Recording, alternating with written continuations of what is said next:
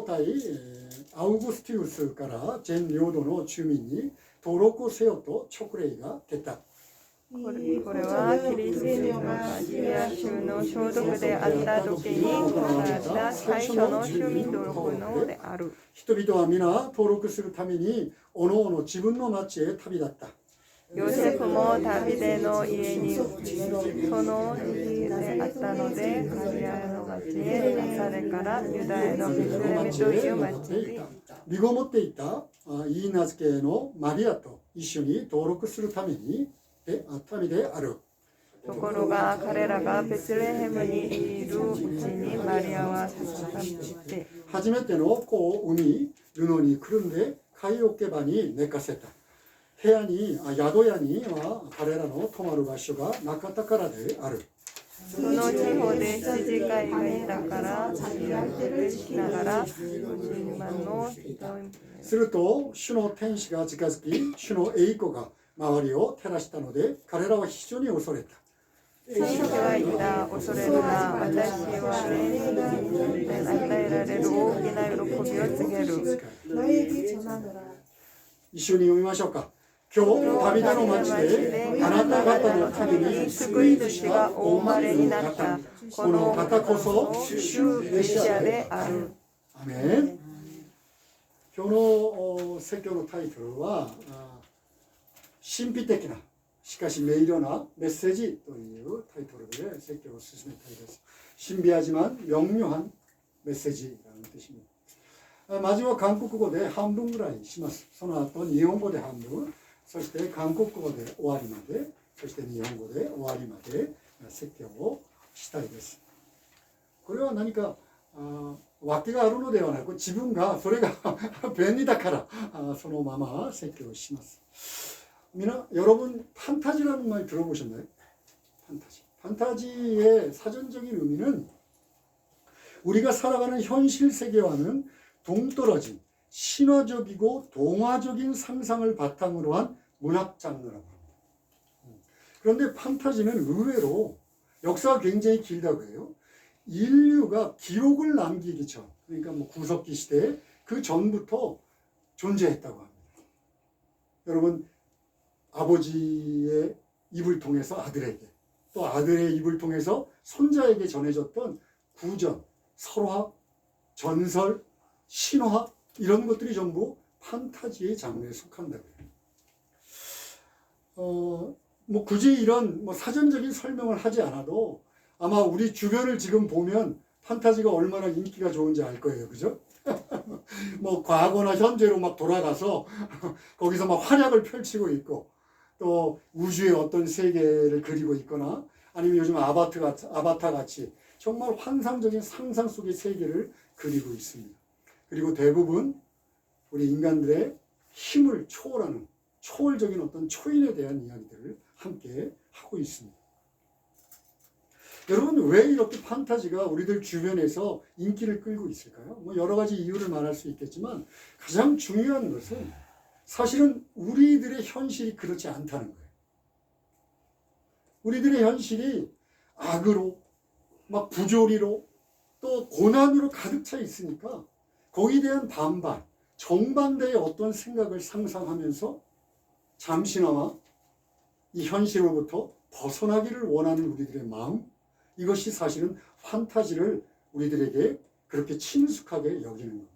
여러분, 판타지가 꼭 환상적인 어떤 세계, 그리고 어떤 초인적인 일들만 있는 것이 아니고, 여러분, 우리들의 현실에는 완전한 정의의 승리란 없습니다. 우리가 잘 알잖아요.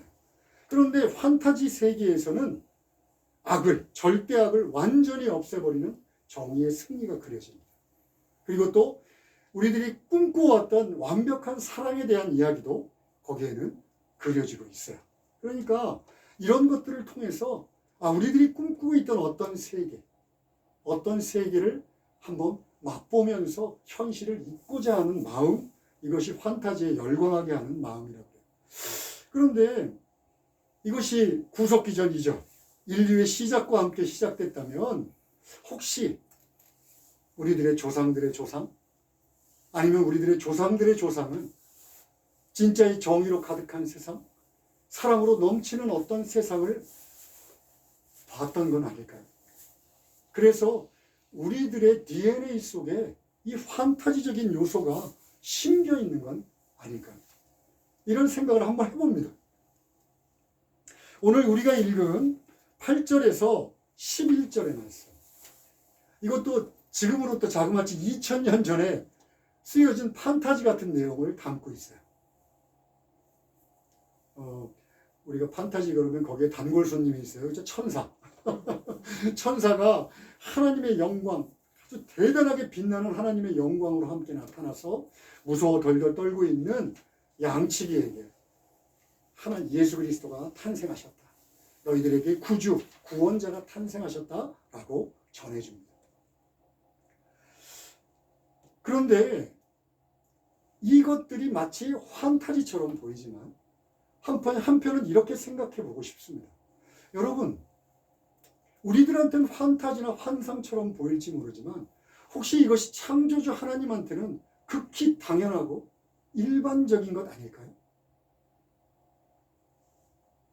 하나님이 하시는 일이 모두 우리들의 머리로 이해가 되고, 그리고 또 이 자연 법칙에서 충분히 있을 법한 일들만 일어나야 된답니다. 그렇다면 그래서 하나님이 하시는 이런 신비하고 판타지적인 요소들을 우리는 그것 때문에 못 믿겠어 라고 한다면 그것도 좀 이상하지 않을까 싶습니다. 여러분 생각해 보십시오. 자, 창조주 하나님이 하시는 모든 일이 우리 인간의 머리로 다 이해할 수 있어. 그리고 자연의 법칙 아래 다 갇혀 있어. 자, 그런 분을 우리가 하나님이라고 섬길 수 있습니까? 저 같으면 만약 내 이 작은 머리로 다 이해가 되는 하나님, 그리고 내가 충분히 납득할 수 있는 자연의 법칙을 넘어가지 않는 하나님이라면 나는 그렇게 믿고 싶지 않을 것 같습니다. 그래서 오늘 제가 주목하고 싶은 것은 우리들의 상상 속의 판타지가 아니라 정말 하나님의 신비, 하나님의 비밀, 이것이 한자로 쓰면 신비예요. 가미의 비밀이라는 뜻이거든요. 그러니까 신비밀, 이것에 주목하고 싶은데 그것이 담겨 있는 것이 어디냐면 1절로부터 8절, 7절까지입니다.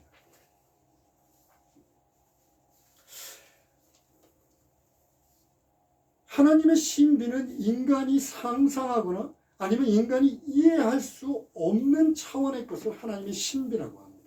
그런데 1절에서부터 7절에 제가 하나님의 신비가 담겨 있다라고 얘기했어요.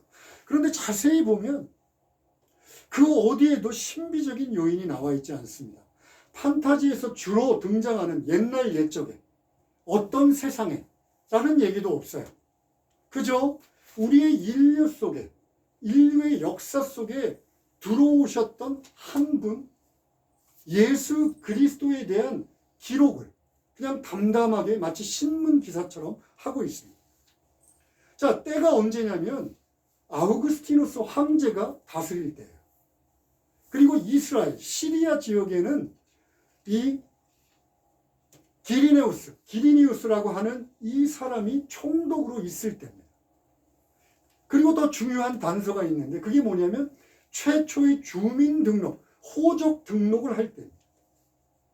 이것은 성경에만 기록된 내용이 아니라 인류사에 기록된 내용입니다. 분명하게 예수 그리스도의 탄생이 인류의 역사 속에 있었다는 것을 얘기하고 있습니다. 그 다음 나자렛이라고 하는 동네에서 베틀레헴이라고 하는 곳에 가서 베틀레헴에서 일어난 일이에요.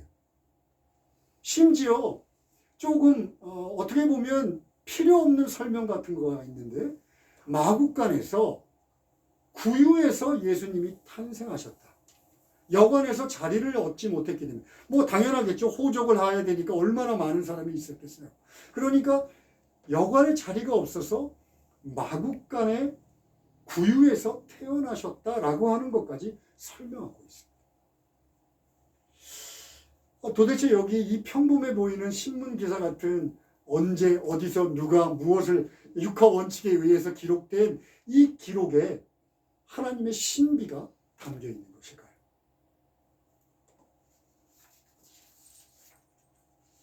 미나상 ファンタジーという言葉聞いたことありますか？ファンタジー。ファンタジーの実証的な意味は、私たちが生きているこの現実とはかけ離れた、その神話的な、あるいは、おっとぎ話みたいな想像を基づいた話、その文学のジャンル、それがファンタジーだそうです。このファンタジーの歴史は意外に古くて、人類の始める頃から、つまり記録が残されて以前から始めたそうですよ。先祖の先祖、その先祖の先祖、その先祖の先祖の昔から、口から口に伝えられた伝説、神話、おとぎ話、寓話、それが全部ファンタジーだそうですね。この実証的な説明がなくても、皆さん周りを見てくださいよ。どれほどファンタジーの世界が広げているか。ドラマとか映画とか、あるいは小説を見てください。過去とか未来に行ったり来たり。そして宇宙のどこか、アバターのように、その創造的などこの国、世界、それを描いているんですね。そして超人のこと、スーパーマンのことを描いています。いろんな訳があると思いますよ。この人々がこんなにファンタジーに集中しているのは。その中で大事なことは、この現実がそうではないことですよ。現実には自分の無力さ、そして歪んでおられる世界、悪が満ちている、苦難が多い。だからその正反対の世界を想像するんですね。それでちょっとだけでもそれからかけ離れたその夢を抱いて、それで人を休みする。これがファンタジーの世界が我々のその周りにそんなに流行っているわけじゃないですか。そうするとそのことはただの創造的な幻世界だけではなく、超人のことだけではなく、この世にないこと、つまり絶対な悪に対する正義の完全な勝利、あるいは完璧な愛、それも描いているんですね。ファンタジーの小説の、ファンタジーの世界の中では。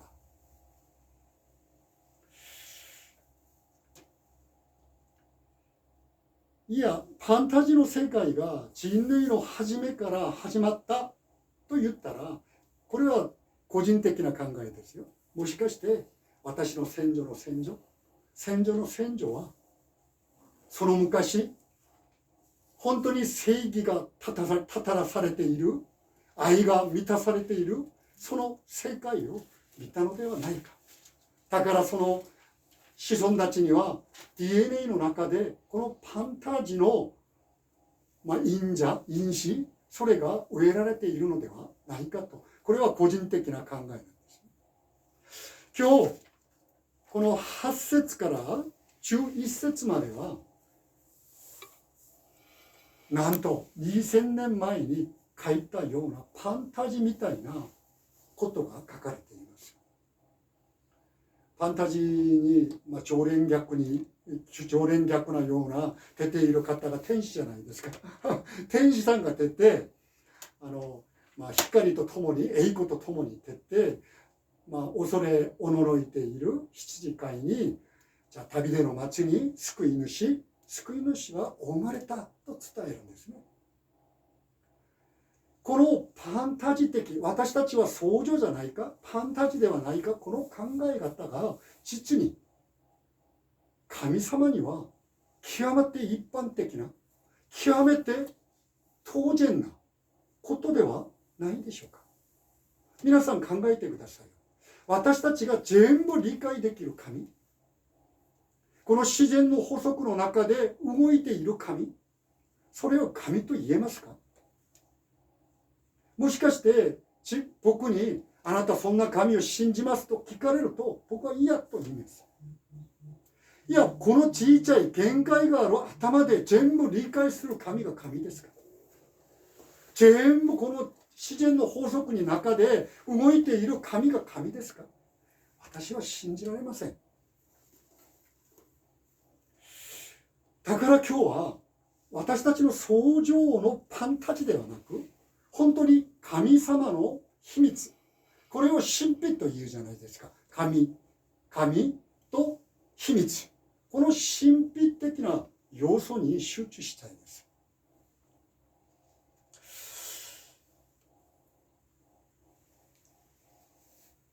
僕8節から7節からですね、7節から11節は実は今私が言いました神様の秘密、この本当に神秘的なことがここに乗り込まれているんですよ。でもこれを見ても、いやファンタジーによく出てる昔々とかある世界とかそんなことはないですよ。ただ人類の歴史の中で行われたこと、いつどこで何がという淡々とまるで新聞の記事のように書かれていることだけが出てるんですね。アウグスティヌスという皇帝のもとで、何というか、ちょっと待ってください。すみません。一節から今までどこを見ていた1節から7節までですよ。じゃあ1節を見ると、皇帝アウグスティニウスの下でキリニウスという方がイスラエルを総督として統治している時、しかも最小の住民登録があった時ですよ。これは聖書だけの記録ではなく、この人類史に記録されていることです。つまりいつ行われたか、その事実上の記事を書かれているんですね。じゃあどこにあったか。ナザレというところから離れて住民登録のためにベツレヘムに行った時、このベツレヘムに行った時行われた。しかもある意味では必要なしの会話 OK で、その宿屋で、一隅も得られなくて、なんというか、フグ屋、なんと言うんですか、家畜の小屋、あそこの会話 OK でお生まれになったイエス・キリストの記事が淡々と書かれています。じゃあ、ここにどんな神様の神秘が入っているんでしょうか。どこを見ると、いや、神の秘密が盛り込まれているのでしょうか。それは韓国語の後でします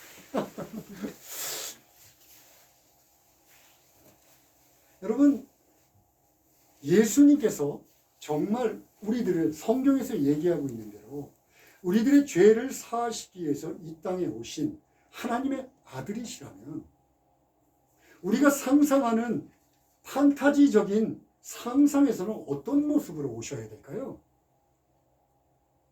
우리가 영화 같은 데서 보잖아요. 막 폭풍우를 동반한다든가, 아니면 깜깜한 암흑 속에 그 암흑을 가르는 것 같은 번개를 치는 그런 현상을 동반해서 예수님이 오시는 것이 합당할 것 같아요. 아니면 모든 사람은 아니어도 유력한 사람들, 학자라든가 종교학자라든가 아니면 정재계에 힘 있는 사람들한테 나타나셔서 내가 하나님의 아들이다 라고 얘기를 하시는 것이 우리들이 상상하는 판타지 세계에선 훨씬 더 어울릴 것 같습니다. 그런데 예수님은 어떻게 오셨죠? 좀 전에 우리가 봤지만 낮아지고 낮아져서 왕은커녕, 왕궁은커녕 여관 한쪽 구석도 차지하지 못해서 마국간에서, 그것도 구유에서 태어나셨습니다. 그런데 이 구유에서 태어나신 것, 정말 이해하지 못할 그런 방법으로 오신 것을 이해하기 위해서는 예수님이 그럼 그렇게 오셔서 어떻게 사셨는지, 그리고 또 어떻게 죽으셨는지를 알아야 합니다.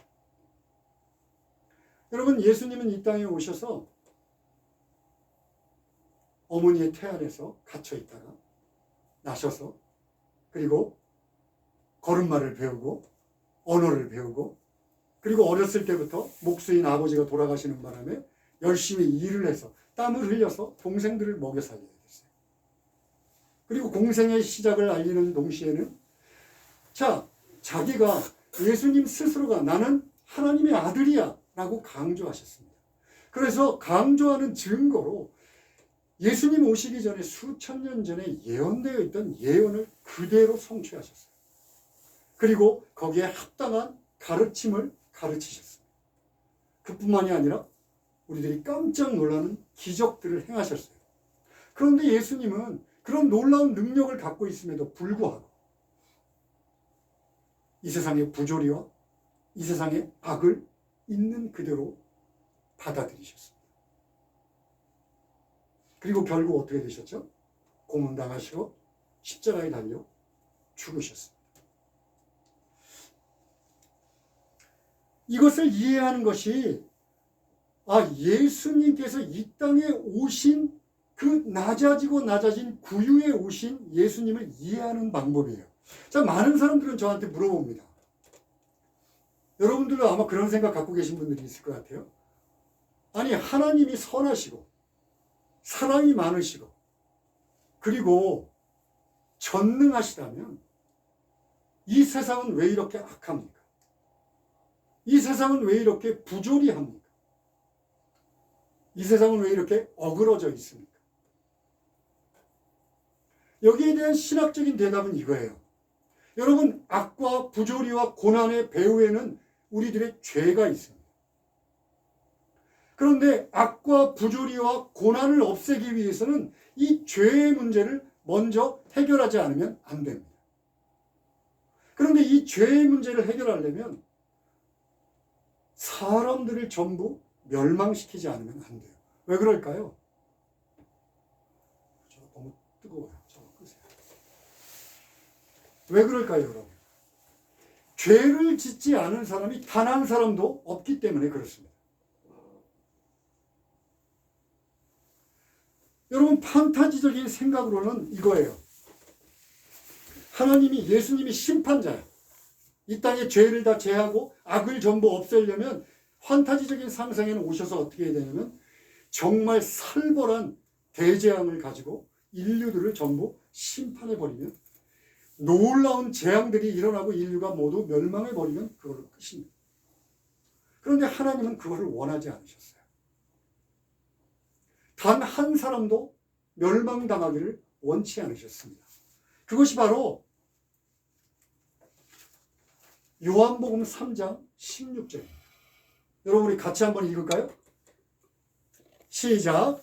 하나님이 세상을 이처럼 사랑하사 독생자를 주셨으니 이는 그를 믿는 자마다 멸망하지 않고 영생을 얻게 하려 하십니다. 아멘. 하나님의 생각은 좀 달랐어요. 이 세상을 멸망시켜서 그것으로 오아리, 스키리스로 깨끗하게 하는 것 원하지 않으시고 한 사람도 멸망치 않기를 원하셨는데 그 방법으로 택하신 것이 자기의 사랑하는 아들을 보내시는 거예요.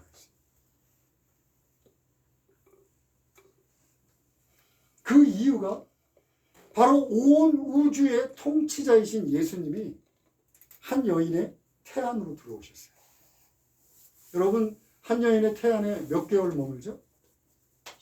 10개월을 조금씩 꾸물꾸물거리는 것부터 시작해서 사람의 형상을 갖추는 데까지 10개월을 그 안에 계셨어요. 그리고 산고의 고통을 겪고 나오셔서 걸음마를 배우고 인간의 언어를 배우고 아까도 얘기했지만 땀을 흘리는 법을 배우고 그리고 사람들에게 같이 사는 법을 배우셨어요. 그리고 나중에는 어떻게 됐습니까? 자기가 그토록 믿었던 친구한테 배반당하고 붙잡혀서 매맞고 고문당하고 철저하게 버려져서 고독에 쌓여지고 그리고는 결국 십자가에 달려 죽으셨습니다. 왜냐하면 이것을 통해서 하나님, 당신의 뜻을 나타내기 원했던 거예요. 그게 뭐냐면 한 사람도 멸망치 않고 영생을 얻는 거예요. 그 길을 열어주고 싶은 거예요. 이것을 우리는 뭐라고 얘기하냐면 하나님의 사랑이다 라고 얘기해요. 바로 이것이 신비라는 겁니다. 여러분, 이 세상의 판타지는 힘이 있으면 돼요. 힘으로 모든 것을 해치우면 그만입니다. 그런데 예수님이 이 땅에 오신 이유는 낮아지고 낮아져서 인간들이 겪어야 하는 모든 고난을 다 겪고, 아니 그것보다 더 훨씬 말도 안 되는 고난을 겪으심으로 우리 인간을 향한 하나님의 사랑을 전하기를 원하셨어요.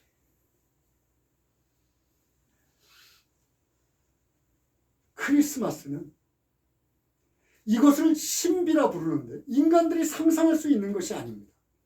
이것을 하나님의 비밀, 하나님의 신비라 부르는데 이것이 인류의 역사 속에 시작됐어 라고 하는 것이 바로 이 크리스마스입니다. 성탄절입니다.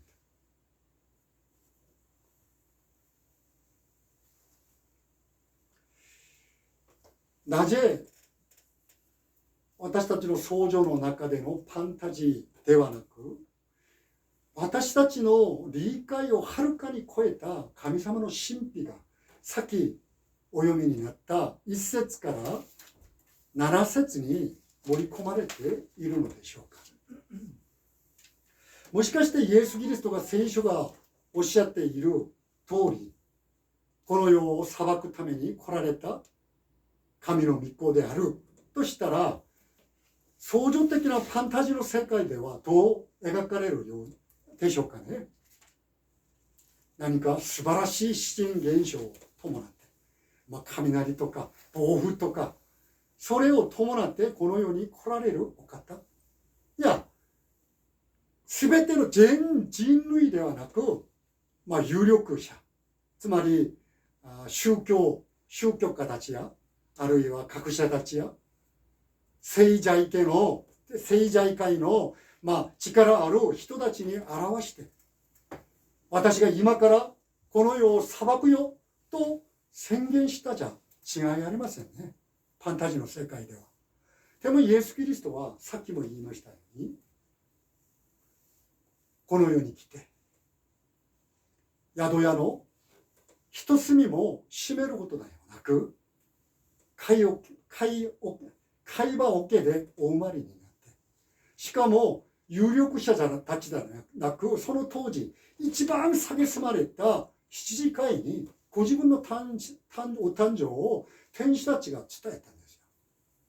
なんだろうこれこの理解できないイエス・キリストの来られる方、これを理解するためにはイエス・キリストがどうやって生きて、そして死に迎えたかを共に分からなければならないんです。イエス・キリストは宇宙の統治者ですね。その方がこの世にお生まれになった。それで汗をかいて働くことも学んだ。暗用も学った。そして言葉も学った。その後、十字架につけられる前に、本当に自分が信じていたユダヤから裏切り、心に傷つかれた。そして捕まえられて、拷問を受け、鞭打たれ、自分の体が全部裂けられ、血が流された。その後十字架にかけられて死んでしまったんです。なぜなんでしょうか。これを理解するためには、この世の人々は、いや、ファンタジー的に考えると、いや、この世を裁く、そうすると全ての悪と不条理を全部掃除したらいいじゃないか。その力を持った神が来て、それを全部やったらいいじゃないかと思うんですよ。思いがちなんですよ。でもね、神学的な答えがあるんです。この世の不条理と悪に満ちたこの世、苦難が多いこの世の背景には人間の罪があるんです。この罪から全ての歪められたことが出ているんですね。だから悪と不条理と自然災害を全部解決してきれいにするためには、罪の問題をまず解決しなければならないんです。しかし罪の問題を解決するためには、人間は一人も生き延びることはできませんよ。なぜ？一人も例外なく罪を犯したから。これがファンタジー小説、ファンタジー映画では書かれていることですよ。一人二人が残された。でも神様はそう思わなかったんですね。いや、一人でも、たった一人でも滅亡されなく生き残ることを神様は望みました。その御心をよく表しているのがこのヨハネによる福音書3章16節です。神はその一人子をお与えになったほどによう愛された。一人子を信じる者が一人も滅びないで永遠の命を得るためである。このためにイエス・キリストが人類の歴史の中で入りました。全宇宙の統治者であるイエス・キリストが一人の女の体内に入りました。そして10ヶ月そこにとどまり、海の痛みを経験し、安養を学び、言葉を学び、育てられ、汗をかくこと。イエス・キリストは若いうちに、本当に小さいうちに、このニックのお父さんヨセフが亡くなるんですよ。だからその下の多くの兄弟たちを全部自分が働いて稼いだんです。はい、育てたんですね。だから早くから汗をかけて働かなければならなかった。その後、この世で交渉外というイエス・キリストが神であるという言葉を述べ伝えるために3年半働いたんですが、その当時は自分がそれほど信頼したユダヤから裏切られ、傷つけられ、そしてイスラエルの民に捕まえられて拷問を受け、鞭打たれ、結局十字架で血を全部流して肉を避けられて死んでしまったんですよ。なぜ？この言葉を成就するためです。その一人子を与えて、この犠牲を通して一人でも信じる者は滅亡されなく永遠の命を得る神の御心を成就するためにイエス・キリストは犠牲になったんですね。これを教会では神の愛と言います。神の愛。この神の愛、イエス・キリストが1節から7節に書かれている、淡々と書かれている記事のように盛り込まれている神の愛こそが神の秘密、神秘の中で神秘なんですよ。これが人類の歴史の中で実際に始まった、これがクリスマスです。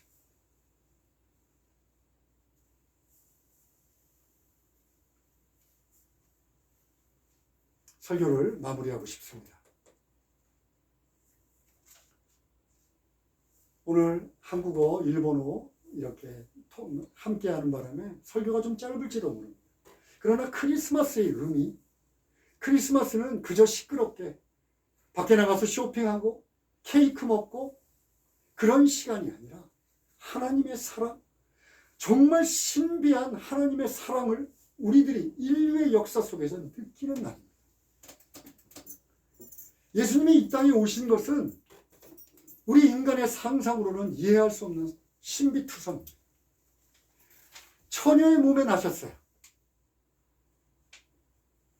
그리고 천사들이 와서 축하하고 그리고 합창하고 온 우주의 환영을 받았습니다. 그리고 천사가 히치지가의 양치기에 가서 그분의 탄생을 알리셨습니다. 저 동방으로부터 보세요. 보이시나요? 저 동방으로부터 박사들 3명이 향품을 들고 모략을 들고 황금을 들고 그리고 별의 인도를 받아서, 별은 없지만 별의 인도를 받아서 예수님이 탄생하시는 곳까지 왔습니다. 나중에는 어떻게 되셨나요? 십자가에 달려 죽으신 지 3일 만에 부활하셨습니다. 전부 신비한 것뿐입니다. 우리들이 인간의 머리로 이해할 수 없는 하나님의 일이기 때문에 신비하게 보입니다. 그러나 여러분, 거기서 전하고자 하는 메시지는 너무나 명확합니다. 내가 너희를 사랑한다. 내가 너희를 사랑한다. 단 한 사람도 멸망치 않고 영원히 나와 함께 지내기를 원한다.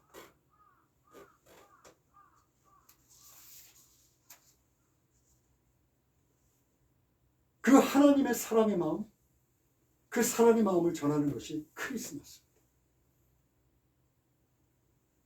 여러분, 다시 강조하지만 하나님이 하시는 일이니까 당연히 신비합니다. 저는 아주 당연하다고 생각합니다. 내 머리로 이해되지 않는다고, 판타지에는 그렇게 열광하는 사람들이 내 머리로는 하나님의 신비가 이해되지 않는다고 뒤를 돌아설 이유가 전혀 되지 않습니다. 왜냐하면 예수님께서 실제로 우리의 인류 역사 속에 들어오셔서 우리들이 겪어야 할 그 모든 고통을 함께 겪으셨고, 낮아지고 낮아지셔서 이 세상의 승리자의 모습이 아니라 저 밑바닥에 낮아지고 낮아진 모습으로 우리들의 연약함을 다 체휼하셨고, 그리고 열어놓은 길이 바로 이 생명의 길이기 때문에 저는 확신합니다. 만약 예수님이 이 땅에 오셔서 어떤 우리들이 상상하는 신의 모습으로 오셨다면 오히려 저는 하나님의 이 사랑을 더 깊이 알지 못했을 겁니다. 신비하지만 명료한 메시지, 내가 너희를 사랑한다. 이 사랑을 깨달았던 지난 2000년의 역사 동안 이 사랑을 깨달았던 수많은 사람들이 이 간단하고 명료한 이 메시지를 그대로 받아들였던 사람들에게는 오늘 다윗의 마을에 크고 기쁜 소식이 전해졌던 것을 받았던 거죠. 그 모든 사람들은 영원히 지속될 크고 기쁜 소식을 받았습니다. 부디 여기 앉아 계신 여러분들이 그 크고 비밀한 일들, 그러나 간단한 메시지를 그냥 그대로 받아들임으로 인하여서 이 크고 놀라운 기쁨이 함께 하시기를 축원합니다. 아멘. 今日簡単に説教をしました。説教をまとめたいです。皆さん、クリスマスは外で、ショッピングセンターとかあそこでワイワイするその時ではありませんよ。神の愛が溢れているイエス・キリストのお誕生の日なんですね。さっきも言いましたけど、神様が行われることは神秘ですよ。イエス・キリストがお生まれたこと、聖書に書かれていることは本当に神秘だらけです。イエス・キリストは少女の体を借りてお生まれになりました。自然法則と全然関係ないお生まれ方です。そして天使たちがイエス・キリストのお生まれを祝福し合奏しましたね。見てください。ここに東の国から3人の博士たちがおのおの自分のその霊物を持って星の、こっちは星はないんですけど、星の導きを導いてイエス・キリストのお生まれのところに来て恋愛をしました。あと交渉外、自分が神様であるという交渉外の中でもいろんな奇跡を行い、そして最後に十字架に死なれ3日目に復活されました。いや、神秘だらけじゃないですか。しかし当然ですよ。当然。神が行われることは人間にとってはファンタジー的、神秘的、それは当然です。しかしこの神秘に隠されていること、いや、隠されていることじゃなく盛り込まれていることは、そのメッセージは明瞭です。明確です。私はあなたを愛している。私はあなたを愛している。だから一人も滅びなく永遠の命を得てほしい。もう一度強調します。イエス・キリストのお生まれを祝うクリスマスというのは神様が行われたことだから神秘だらけかもしれない。私たちの頭には理解できないかもしれない。この自然の法則をはるかに超えたかもしれない。しかし、あそこに含まれているメッセージは明瞭です。愛ですね。私があなたを愛している。私があなたを愛している。この簡単なメッセージを過ぎ去った2000年の教会の歴史の中で、いや人類の歴史の中で素直に受け入れた人々、その人々にはダビデの町に大きな喜びのお知らせが伝えられたと全く同じく、その人々も永遠に続く大きな喜びとして受け入れました。どうか皆さん、ぜひこのクリスマスが皆様がイエス・キリストを信じる初めの時になりたいです。イエス・キリストがこの世に来られたその時が、皆さんがイエス・キリストを信じるその始まる時になりたいです。お祈りしましょう。